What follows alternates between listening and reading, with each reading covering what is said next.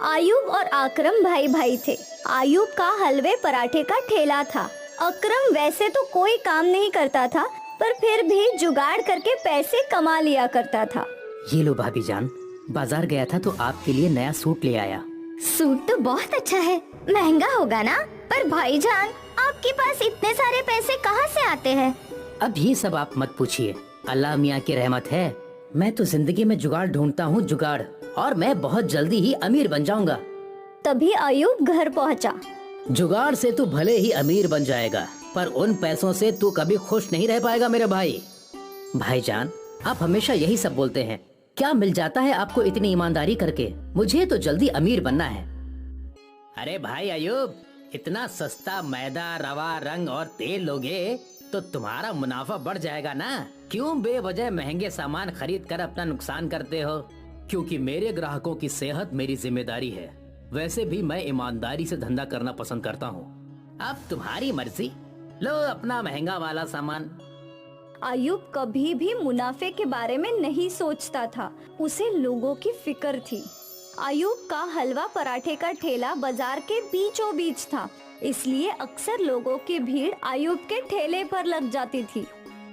Uncle, मुझे 1 plate parcel देना। मुझे पाव किलो पार्सल देना। आयूब बारी बारी से सबको हलवा पराठा दिया करता था। लोगों को उसके हलवे पराठे का स्वाद बहुत पसंद था। ये लो फातिमा, इस महीने का मुनाफा। ये तो पिछले महीने से भी कम है। हाँ, वो इस महीने तेल का दाम बढ़ गया है ना, तो मुनाफा थोड़ा कम हुआ है। तो आप भी अपने हलवे पराठे का दाम बढ़ा दीजिए ना। नहीं फातिमा, अगर मैंने दाम बढ़ाए तो ज्यादा लोग हलवा पराठा खरीद नहीं पाएंगे। पर ऐसे तो हमारा नुकसान हो जाएगा। कोई बात नहीं। अकरम ये सब सुन रहा था। भाईजान, आप कब समझोगे कि पहले आपको अपना भला सोचना चाहिए? मैं तो ये कभी नहीं सीखूंगा, पर कम से कम तुम तो मेरी तरह अच्छाई सीख लो। नहीं नहीं भाईजान, आप अपने तरीके इस्तेमाल कीजिए और मैं अपने। मुझे तो बहुत जल्दी अमीर बनना है जुगाड़ से। बस उम्मीद है कि तेरी वजह से किसी का नुकसान ना हो। दोनों भाइयों की सोच अलग थी। एक सिर्फ अपना भला सोचता था, तो एक दूसरों का। कुछ दिनों बाद फातिमा को एक फोन आया और वो रोने लगी।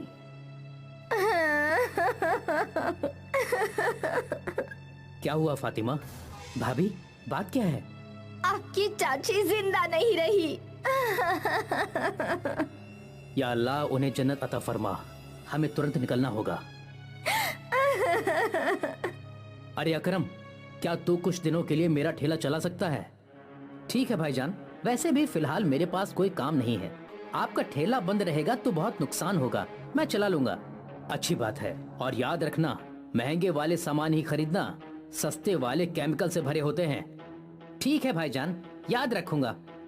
आयूब अपनी पत्नी फातिमा के साथ गांव के लिए निकल गया। यहाँ अकरम ने हलवा पराठे का ठेला खोला। भाईजान, आधा किलो पैक कर दो। जी आपा। भाई, वो दूसरे वाले भाई कहाँ गए? आयूब भाई गांव गए हैं, कुछ दिनों में लौट आएंगे। ठीक है, आप आधा किलो हलवा पराठा पैक कर दीजिए। ठीक है भाई। अकरम हलवा पराठा बना बना कर बेच रहा था।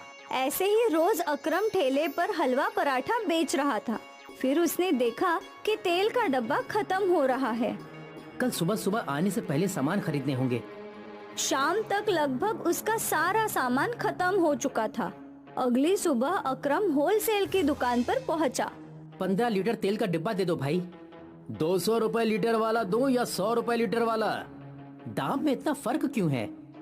अच्छी क्वालिटी महंगे ब्रांड 200 रुपए लीटर है और सादा खुला तेल 100 रुपए लीटर।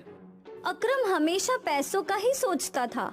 उसने बिना ज्यादा सोचे सस्ता वाला दे दो। वैसे भी मुझे कौन सा इससे घर का खाना बनाना है।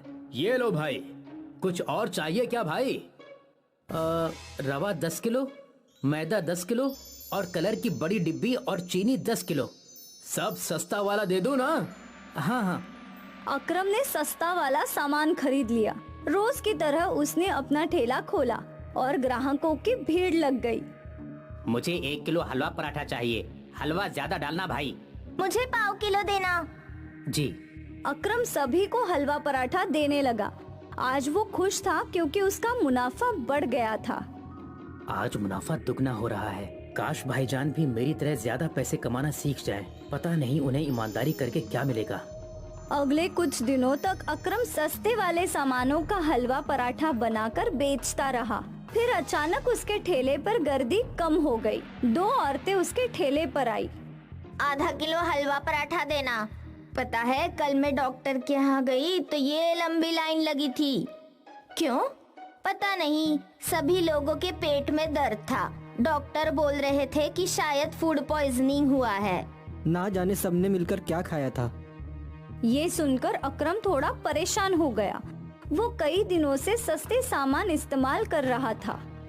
अगर ये सब मेरी वजह से हुआ हो तो पुलिस मुझे पकड़ लेगी। या अल्लाह। वो असमंजस में था।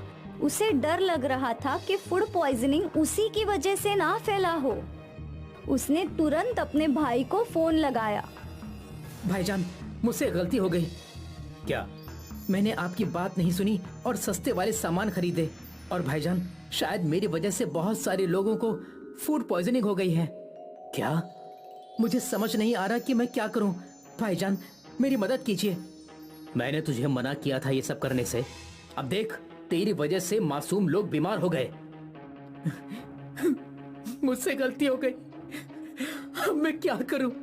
सबसे पहले वो सारे सामान फेंक दे और ऊपर वाले से दुआ कर कि सब ठीक हो जाए। जी जी भाईजान। अकरम ने सारा सामान फेंक दिया। उसे पछतावा हो रहा था। आज के बाद मैं कभी भी ऐसा कुछ नहीं करूंगा जिससे किसी को नुकसान हो। मेरे थोड़े से लालच की वजह से लोग बीमार हो गए। आइंदा मैं कभी लालच नहीं करूंगा, ना ही जुगाड़ ढूंढूंगा। अकरम की सोच ही बदल गई। अब उसे पछतावा हो रहा था। हमेशा जल्दी पैसे कमाने की सोच रखने वाला अकरम अब लोगों की अच्छी सेहत के लिए दुआ मांग रहा था। उसे अपनी गलती का एहसास हो गया। उम्मीद है फूड पॉइजनिंग के मरीज जल्द ही ठीक हो जाए।